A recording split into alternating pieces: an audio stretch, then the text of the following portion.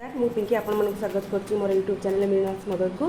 चलतु आज गोटे चाहार रेसिपी बनैबा सब तो देखिए संध्या बेले वर्षा होची से वर्षा पागरे चाहा केमती मु मो घरे प्रस्तुत करे आपण मनकु देखैबी सेति में कौन कौन सामग्री सब नहीं आपण देखि नियंतु एटा हला संपूर्ण देसी स्टाइल चाहा सेति में 2 चम्मच चाहा पत्ती नैची तापर 2 चम्मच चीनी नैची गोटे ग्लास बॉइल्ड मिल्क नैची जोटा अल्प अल्प उषुम अच्छी तापर 4 ରୁ 5 टी गोलमरीच नैची आ एथिरे 2टी लवंग नैची एथिरे कला अलैच जो बड़ अलैच से अल्प टिके चोपा छोड़े नहीं 2 पीस अदा नहीं दुईटी नहीं अलैच जो बड़ जो ग्रीन अलैच ये नहीं बड़ अलैच ये नहीं ग्रीन अलैच आपण अनुसार कम बेसी करेंगे एक मुझे छेची कोटी नेबी आपड़ से अनुसार पूरा गुंड करके नहीं जाए। चलतु ए स्टार प्रोसेस आरंभ करवा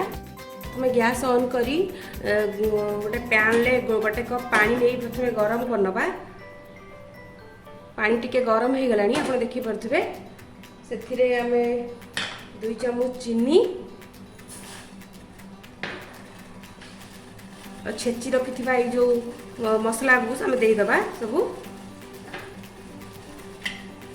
गोटे फुटिया को छाड़ीदबा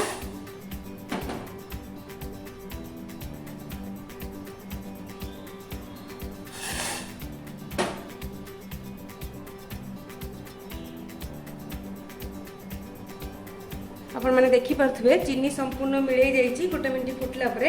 एबे हमें क्षीर गोटे ग्लास देदेबा से क्षीर को फुटिया को छाड़ीदबा यहीपरी भाव में क्षीर को 2 मिनिट जाए आमको लो मीडियम फ्लेम रे फुटे को पड़ो फुटे सारा पर नेक्स्ट प्रोसेस को आम जावा एबे हमर 2 मिनिट हो सारी एबे आम से चाहा पत्ती देदेबा यहाँ 2 चम्मच नहीं मु आप चाहा पत्तीर ब्रांड अनुसार ने कौ ब्रांड रे केमती रंग हो देखी चाहिए ने यहाँ गोटे मिनट फुटला मु गैस ऑफ करके सर्व करी देखो चाहार रंग किपरि बहुत सुंदर आसी गैस ऑफ करदे एक कप को छाणी नवा देखी पार्टी मुझे चाहा को छाणी नहीं किसी गांठिया नहीं कि रस नहीं